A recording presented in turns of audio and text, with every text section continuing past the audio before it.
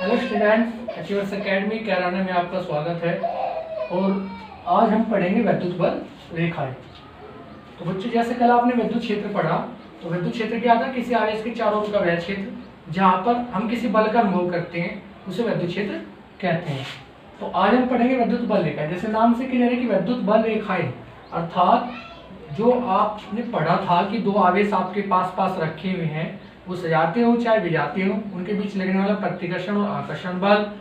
तो वो जो प्रतिकर्षण और आकर्षण बल है उन्हें हम किन्हीं काल्पनिक रेखाओं के द्वारा प्रदर्शित करते हैं और उन्हें वो कहते हैं विद्युत बल रेखाएं। तो अगर हम विद्युत बल रेखाओं की परिभाषा पढ़ें तो क्या हो जाएगी? विद्युत बल रेखाएं विद्युत क्षेत्र में स्थित वह निष्कोण वक्र रेखाएं, अर्थात निष्कोण वक्र जिनका कोई कोण नहीं, अर्थात क्या है? वक्र शेप में है।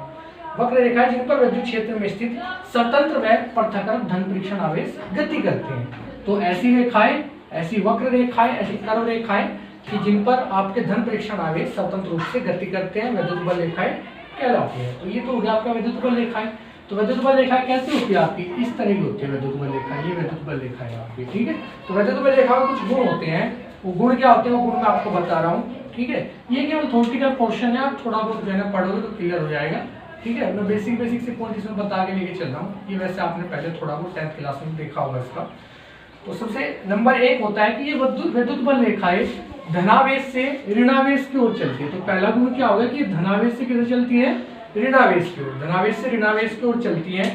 दूसरा होता है आपका कि ये विद्युत बल रेखाएं खुला वक्र होती है, अर्थात ये बंद वक्र नहीं होती, दोनों ओर से खुले भी होती है, ये बंधी भी नहीं होती। तो दूसरा पॉइंट क्या हो जाएगा आपका कि ये खुला वक्र होती है। कैसा वक्र होती है? खुला वक्र होती है आपकी, ठीक है जी। थर्ड पॉइंट हो गया आपका कि विद्युत बल रेखाएं किसी बिंदु पर खींची गई स्पर्श रेखा, मान लिया ये कोई आपकी विद्युत बल रेखा है और किसी बिंदु पर आप स्पर्श रेखा खींचते हैं तो वो उसकी विद्युत क्षेत्र की दिशा को प्रदर्शित करती है। किसे प्रदर्शित करती है?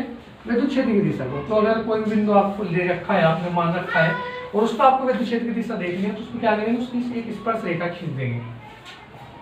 नेक्स्ट नंबर 4 पॉइंट है आपका कि रेखाएं कभी भी एक दूसरे को नहीं काटती। मान लिया मैं कह दूं कि भाई ये काट रही है, अगर ये काटेगी, मान लीजिए इस बिंदु पे काट रही है, तो इस बिंदु पे क्या करना पड़ेगा कि अगर मुझे इस बिंदु पर विद्युत क्षेत्र की दिशा को देखना है तो आप यहाँ से देखोगे कि इस बिंदु पे एक स्पर्शी रेखा तो इस रेखा के लिए खींचेगी आपकी और एक स्पर्शी रेखा इसके लिए हो जाएगी।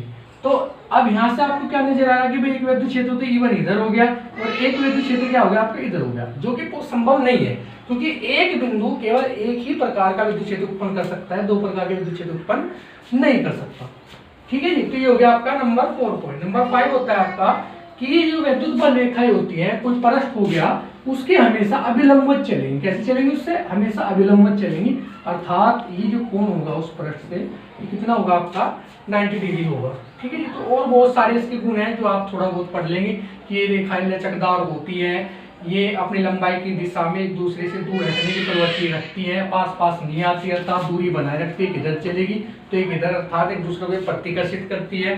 तो ये सब कुछ जो है आप थोड़ा बहुत इसमें स्टडी कर लेंगे, ये हो जाएगा आपका विद्युत बल रेखाएं। इसके बाद आगे हम थोड़ा और चलते हैं इसमें, और इसके बाद आता है आपका मेन पॉइंट विद्युत क्षेत्र की तीव्रता। नेक्स्ट पॉइंट आता है आपका विद्युत क्षेत्र की तीव्रता।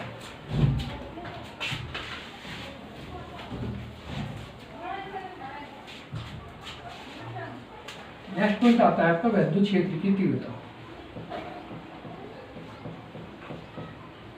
तो बच्चों, विद्युत क्षेत्र की तीव्रता हम पढ़ेंगे इसके सूत्र से सब क्लियर हो जाएगा। तो विद्युत क्षेत्र की तीव्रता को ई से प्रदर्शित करते हैं और ई बराबर होता है आपका F/Q, F/Q, ठीक है जी। तो ऐसे इसके हम डेफिनेशन बनाते हैं, सदिश होती है आपकी, तो ई बराबर क्या हो जाएगा आपका F/Q। तो मीन्स क्या हो जाएगा कि यहाँ से अगर मैं डेफिनेशन बनाऊं कि किसी बिंदु पर रखे परीक्षण आवेश, किसी बिंदु पर रखे परीक्षण आवेश के प्रति एकांक आवेश पर, मान लिया कोई परीक्षण आवेश यहाँ रखा हुआ है, ठीक है, तो इस परीक्षण आवेश पर एकांक कूलाम आवेश पर लगने वाला बल, एकांक कूलाम आवेश पर लगने वाला बल आपको क्या कहलाएगा? विद्युत क्षेत्र की तीव्रता कहलाएगा, ठीक है। तो सिंपल सी डेफिनेशन यहाँ नजर आ रही है कि एकांक कूलाम आवेश पर लगने वाला बल विद्युत क्षेत्र की तीव्रता कहलाती है। लेकिन कहाँ से लगेगा ये बल? किसी विद्युत क्षेत्र में, किसी विद्युत क्षेत्र में ही लगेगा आपका, ठीक है। तो एकांक कूलाम आवेश पर लगने वाला बल क्या कहलाता है? आपका विद्युत क्षेत्र की तीव्रता कहलाती है। तो ये सिंपल इसकी डेफिनेशन है जो आप पढ़ लेंगे, ठीक है। और नोट्स मैंने आपको भेज दिए हैं, वो नोट्स में से आप इसकी स्टडी कर लेंगे, ठीक है। इससे आगे चलते हैं किसी वेक्टर से प्रदर्शित करते हैं और ये क्या होता है आपका सदिश होता है। कैसे होती है आपकी सदिश राशि होती है आपकी, ठीक है। सदिश आपको पता ही है कि जिनमें दिशा और परिमाण दोनों की आवश्यकता होती है सदिश राशि है, जिनमें केवल परिमाण की आवश्यकता होती है आपकी सदिश राशि होती है, ठीक है। अगर मैं इसका मात्रा कंसीडर करूं, इसका मात्रा क्या होगा, तो मात्रा का आप यहाँ से निकाल सकते हैं भाई। एफ क्या हो गया, बल का क्या हो गया न्यूटन, और ये क्या हो गया आवेश, तो मात्रा हो गया न्यूटन पर कूलम। मात्रा हो गया इसका आपका न्यूटन पर कूलम। अगर मैं इसका विमेय सूत्र निकालूं, जो कि कभी कभार एग्जाम में पूछ लेता है आपसे कि विमेय सूत्र अगर मैं इसका निकालूं, तो विमेय सूत्र हो जाएगा आपका इसका कितना कि F का क्या हो गया mL/-2, क्योंकि आपको पता है होता है कितना kilogram metre per second square, kilogram m metre L हो गया आपको सेकंड स्क्वायर ऊपर जाएगा तो सेकंड की पावर -2 हो जाएगा। और नीचे क्या दिया है आपका आवेश, आवेश का क्या होता है आपका AT, क्या होता है आपका AT।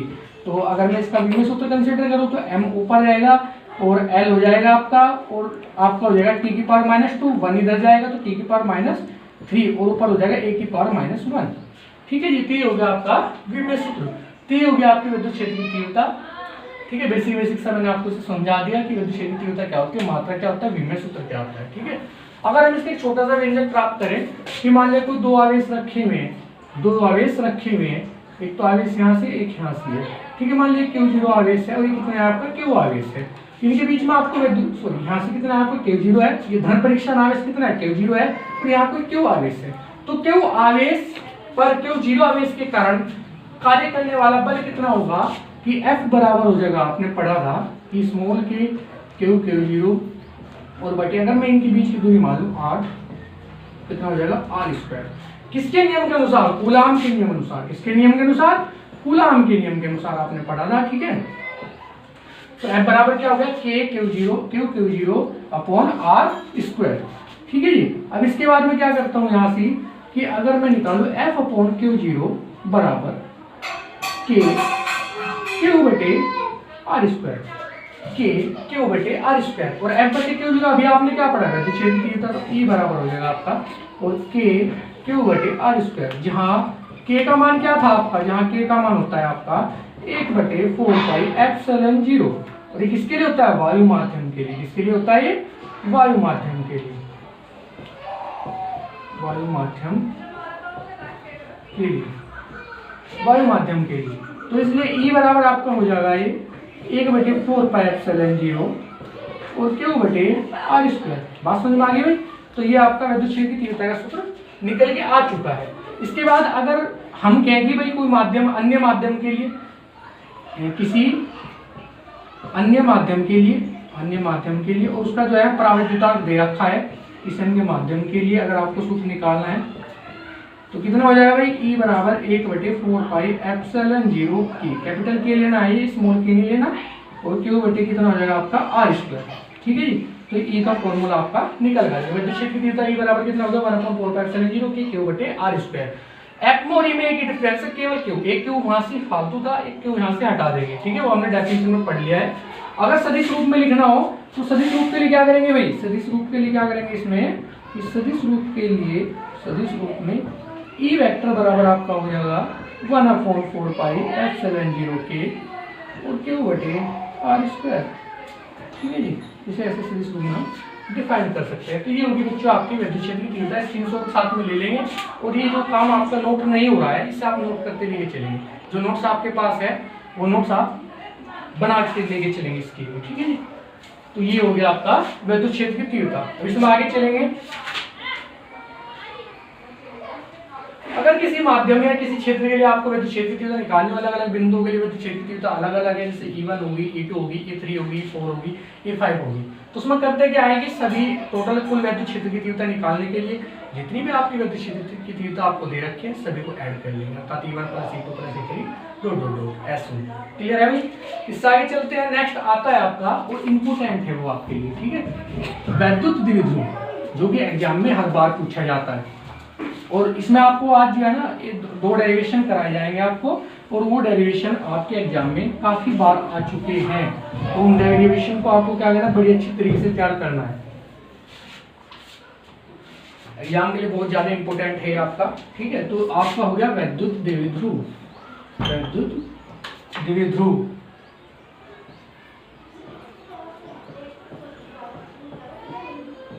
वैद्युत द्विध्रुव। ठीक है जी। तो वैद्युत द्विध्रुव क्या होता है कि दो समान परिमाण तथा विपरीत प्रकृति के आवेशों को निकट रखने पर बना निकाय वैद्युत द्विध्रुव कहलाता है। तो मीनिंग क्या है कि हमें इसमें क्या लेना, एक तो लेंगे हम दो समान परिमाण। क्या लेंगे भाई, दो समान परिमाण। बड़े आराम से डेफिनेशन तैयार करेंगे। दो समान परिमाण प्लस क्या लेना है, विपरीत प्रकृति।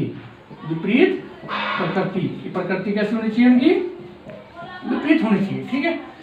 तो दो समान परिमाण, मान लिया मैंने ले लिया कि भाई दो आवेश है आपके पास, तो समान परिमाण की बात करी तो यहाँ भी Q होगा और यहाँ भी Q होगा। बात समझ आ गई। और ये कह रहा है कि विपरीत प्रकृति होनी चाहिए। तो अगर एक ऋणावेशित होगा तो दूसरा कैसा होगा आपका, धनावेशित होगा। एक ऋणावेशित होगा तो दूसरा क्या होगा आपका, धनावेशित होगा। तो मान लिया दो आवेश आपके रखे हुए, एक तो माइनस का हो गया और एक प्लस का हो गया। मान लिया बिंदु ये ए हो गया और ये बिंदु क्या हो गया आपका, बी हो गया। बात समझ में आई भाई। तो ये बिंदु आपका ए हो गया और ये बिंदु बी हो गया। तो ये आपका जो निकाय बन गया, इसे क्या कहेंगे, वैद्युत द्विध्रुव कहेंगे। उदाहरण कैसे है, जैसे आपके केमिस्ट्री में आपने पढ़ा होगा जल का सूत्र क्या होता है, H2, दूसरा क्या होता है NH3, तीसरा CH4, CO2। ये सब किसके उदाहरण है, ये वैद्युत द्विध्रुव के उदाहरण है। ये सब क्या करते हैं, बॉन्डिंग के द्वारा जो इनके आवेश होते हैं वो आपके पास होते हैं, और पास होने के कारण और समान आवेश होते, समान परिमाण के आवेश होते हैं, तो वो क्या करते हैं, वैद्युत द्विध्रुव का निर्माण करते हैं। इसमें आगे चलते हैं तो इसमें नेक्स्ट आता है आपका नेक्स्ट पॉइंट, ये क्लियर है। इसके बाद नेक्स्ट चलते हैं आपका, नेक्स्ट आता है आपका वैद्युत द्विध्रुव आघूर्ण। नेक्स्ट क्या आता है आपका, वैद्युत द्विध्रुव आघूर्ण। ये तो वैद्युत था और ये क्या है आपका, वैद्युत द्विध्रुव था। ये क्या है, वैद्युत द्विध्रुव आघूर्ण। जैसे नाम से क्लियर होगा, आघूर्ण अर्थात जहां पर घूर्णन हो रहा हो, जहां पर घूर्णन गति हो रही हो। ठीक है। तो मीन्स वैद्युत द्विध्रुव आघूर्ण होता क्या है भाई, सबसे पहले तो पढ़ेंगे कि एक सदिश राशि होती है आपकी। कैसी राशि होती है, सदिश राशि। जैसा डायग्राम मैंने पहले बनाया था वही डायग्राम अब मैं यहाँ दोबारा रिपीट कर रहा हूँ। -Q +Q आवेश रखे हुए, बिंदु ए हो गया, बिंदु बी हो गया। ठीक है जी। और मान लीजिए इसमें क्या काम करें, केंद्र बिंदु ले लिया O, जो इनका बिल्कुल मध्य बिंदु है, O ले लिया मैंने, और O से ये दूरी होती है आपकी L और ये वाली दूरी होती है आपकी L। मीनिंग क्या हो गया कि ये दोनों बिंदु आपके 12 दूरी पर होते हैं। कितने दूरी पर होते हैं, 12 दूरी पर। ये सपोज करके चल रहे हैं कि एक मध्य बिंदु O गया, O से बिंदु A की दूरी L है, O से बिंदु B की दूरी L है, और A से B की दूरी कितनी हो जाएगी आपकी, 12 हो जाएगी। ठीक है। तो अगर मैं यहाँ से वैद्युत द्विध्रुव आघूर्ण की परिभाषा निकालूं तो उससे पहले हम समझ लें कि वैद्युत द्विध्रुव आघूर्ण को P से प्रदर्शित करते हैं। ये P कैसा है, स्मॉल p है। ये कैसा P होता है आपका, स्मॉल p होता है। और चूंकि सदिश राशि है तो इस पे वेक्टर लगा देंगे। ठीक है। तो P का फॉर्मूला होता है Q गुणा 12। क्या होता है जी, Q गुणा 12। सदिश रूप में ले रहे हैं तो चूंकि बात हो रही है, विस्थापन की बात होती है, दूरी की बात नहीं करते। तो विस्थापन एक सदिश राशि है, तो वेक्टर P बराबर हो गया आपका Q गुणा 12। तो वैद्युत द्विध्रुव आघूर्ण P बराबर Q गुणा 12 हो गया। तो डेफिनेशन भी यहीं से निकल के आती है कि किसी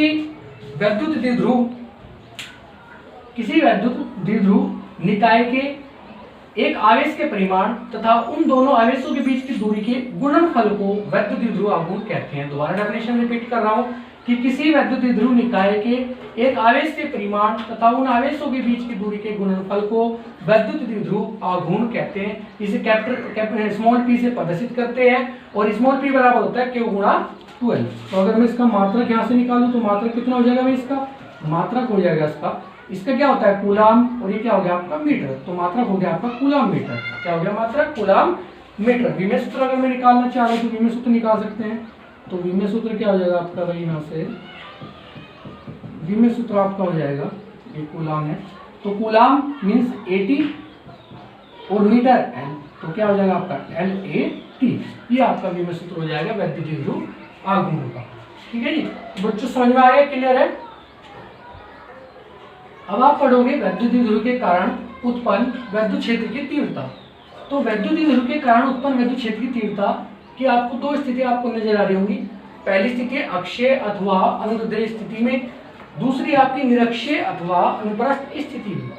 ठीक है जी। तीसरी होती है आपकी, मैं आपको बता दूं, मैंने लिखी नहीं है, किसी भी स्थिति में। तो केवल हम यहाँ से क्या करेंगे, दो फॉर्मूले कंसिडर कर लेंगे, क्योंकि एग्जाम में सब इंपोर्टेंट चीज है आपका, इन दोनों में से आपको मिल जाता है कि किसी स्थिति में आज तक नहीं पूछा गया। तो फिलहाल हम इन्हीं पे डिस्कस करते हैं। तो सबसे पहले मैं इसमें आपको समझा रहा हूँ कि अक्षीय अथवा अनुदैर्ध्य स्थिति में। तो सबसे पहली हेडिंग आपकी होगी अक्षीय अथवा अनुदैर्ध्य स्थिति में, ठीक है जी। तो अक्षीय अथवा अनुदैर्ध्य स्थिति से नाम के क्लियर होगा कि अक्षीय क्या हो गया। अक्षीय अथवा अनुदैर्ध्य स्थिति होगी जिसमें किसी एक रेखा के अनुदिश होंगे। अनुदैर्ध्य किसे कहते हैं, किसी एक रेखा के अनुदिश, ठीक है जी। तो जैसे आपने पहले लिया था कि दो आवेश रखे हैं, वो कैसे अक्ष एक अक्ष पर है। तो मान लिया यहाँ कैसे था, पहले आवेश प्लस क्यू, यहाँ कैसे था माइनस क्यू। ये बिंदु ए हो गया आपका, ये बिंदु आपका बी हो गया, ठीक है जी। और ये बिंदु ओ था, और ये कितनी दूरी पे थे, यहाँ से यहाँ तक एल दूरी पे, और ये भी आपका क्या था, एल दूरी पे था, ठीक है। या फिर कह सकते हैं कि यहाँ से यहाँ तक 12 दूरी थी। चलो उसकी लेने की जरूरत है ही नहीं अभी फिलहाल, ठीक है। अगर हम मान लें कि कोई बिंदु आपका बिंदु पी मान लिया आपने कि कोई बिंदु P यहाँ रखा हुआ है, जिस पर आपको वैद्युत द्विध्रुव के कारण उत्पन्न वैद्युत क्षेत्रीय तीव्रता निकालनी है। ये वैद्युत द्विध्रुव है और इसके कारण उत्पन्न इस पर वैद्युत क्षेत्रीय तीव्रता निकालनी है, इस पर बिंदु P पे।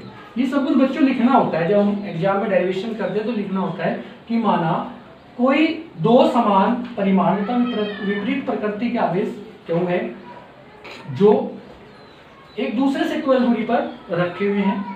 माना कोई बिंदु P जो कि बिंदु O से बिंदु P कितनी दूरी पर है, 8 दूरी पर है। ये मान लिया हमने कि जो केंद्र बिंदु O है, केंद्र बिंदु O से बिंदु P स्मॉल r दूरी पर है, जिस पर आपको वैद्युत क्षेत्रीय तीव्रता निकालनी है। ये मैं नहीं करा रहा हूँ, ये थोड़ी आपको केवल समझनी है और अपने से एग्जाम में लिखनी है।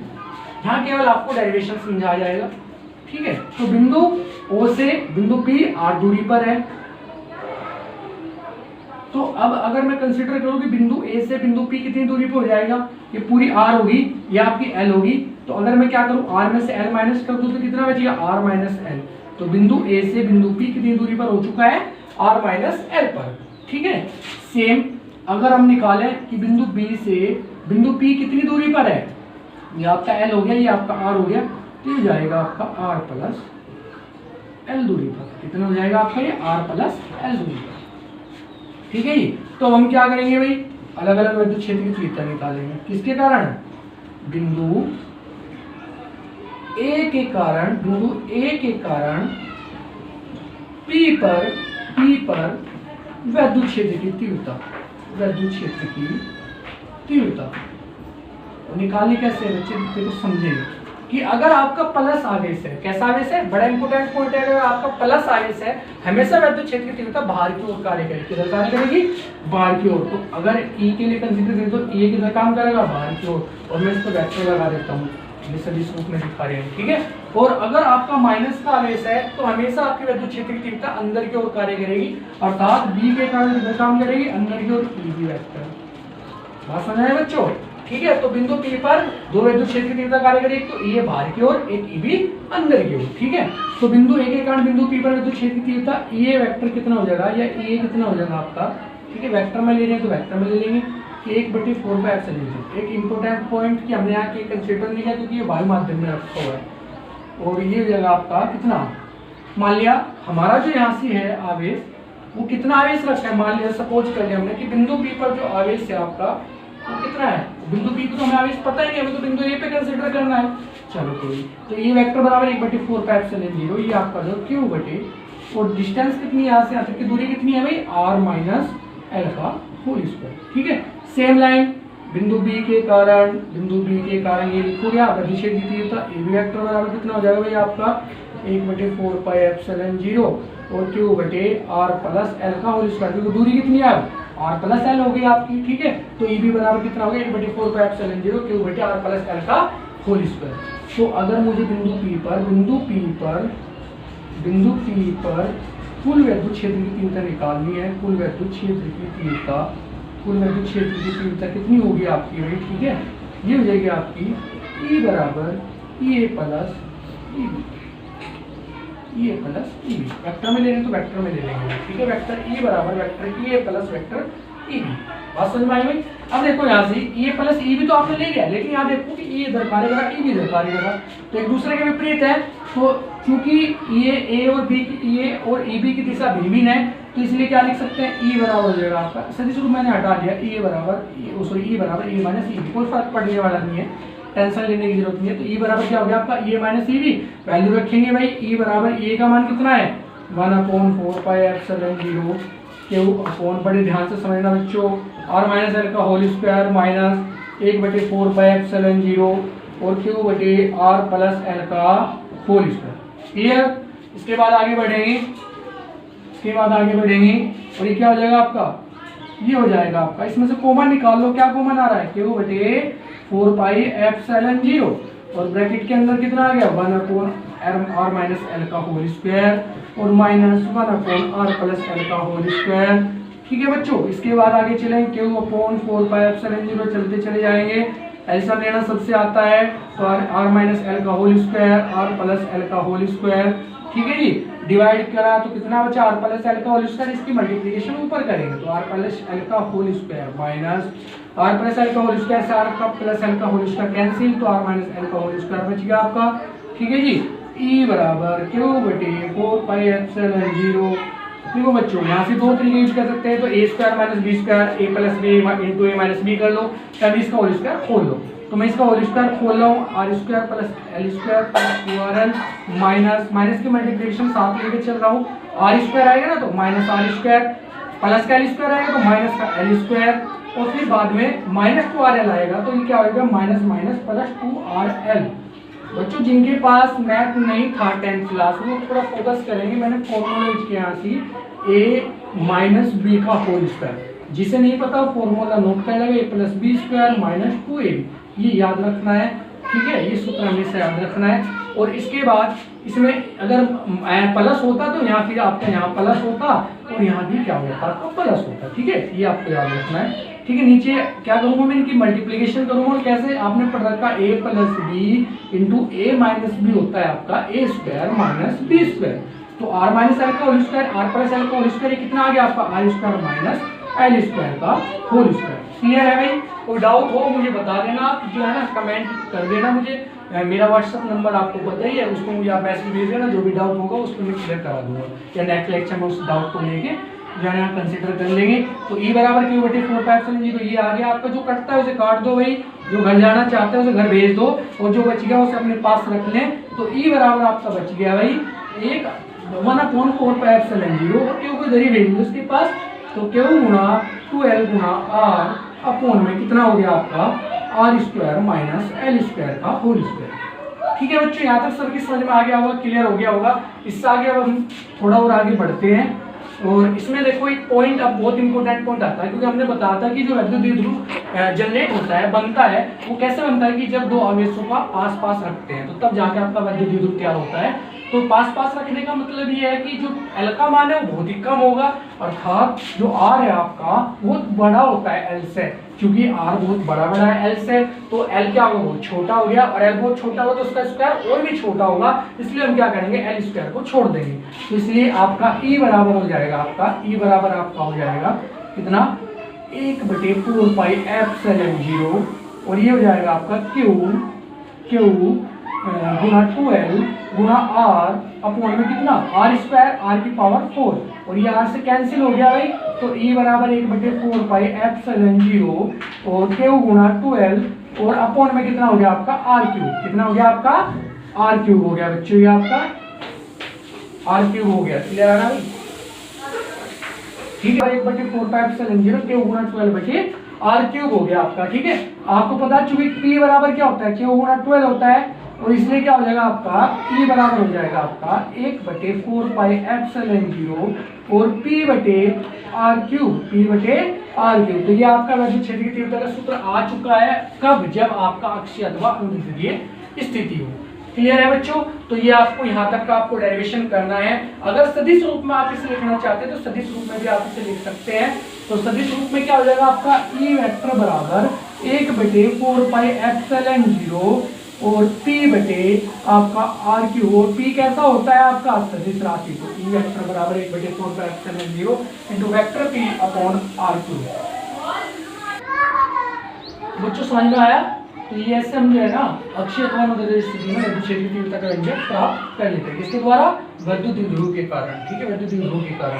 ठीक है, थोड़ा सा बेसिक एक बार रिपीट कर रहा हूँ, चलते चलते से 1 मिनट में आपको रिपीट कर रहा हूँ कि सबसे पहले तो हम पहले की तरह भाई ए बी हमने बना लिया, प्लस क्यू आवेश ले लिया, माइनस क्यू आवेश ले लिया, बीच की दूरी वही 2l, बिंदुओं से एल दूरी, ये हमारी एल दूरी, और बिंदु ए से बिंदु पी कितनी दूरी पे है आपका r माइनस एल हो जाएगा, अगर बिंदु ओ से पी r दूरी पर है, ठीक है। ऐसे ही बिंदु बी से और पी कितनी दूरी पर, r प्लस एल दूरी पे। बिंदु ए पे वेक्टर क्षेत्र की तीव्रता आप निकाल लेंगे, 1/4 पाई चलेंगे, क्यू बटे दूरी होती है, दूरी कितना, कौन सी, बिंदु ए से पी की, और कितनी r माइनस एल का होल स्क्वायर हो जाएगा। ऐसे बिंदु बी पर निकालेंगे, बिंदु बी पर जब आप निकालेंगे तो ई बी बराबर कितना हो जाएगा, 1/4 pi epsilon 0 Q upon r plus L का होल स्क्वायर। यहाँ से डिस्टेंस कितनी, r प्लस एल है, तो r प्लस एल का होल स्क्वायर, और बिंदु पी पर कुल विद्युत क्षेत्र की तीव्रता हो जाएगी आपकी E बराबर ई ए प्लस ई बी। और इसके बाद अगर मैं लिखूं ये इधर कार्य करेगा, ई मैंने आपको बताया था कि अगर धनावेश है तो बाहर की ओर विद्युत क्षेत्र की तीव्रता, ऋणावेश है तो अंदर की ओर। तो E बराबर ई ए माइनस ई बी, चूंकि दूसरी दिशाओं में है मान रख लिया। रखने के बाद मैंने जो कॉमन आ रहा था वो कॉमन निकाले, Q upon 4 pi epsilon 0 common bracket में बचा 1 अपॉन r माइनस एल का होल स्क्वायर और minus 1 upon r plus L का होल स्क्वायर। ऐसा ले लिया और इसमें क्या करा,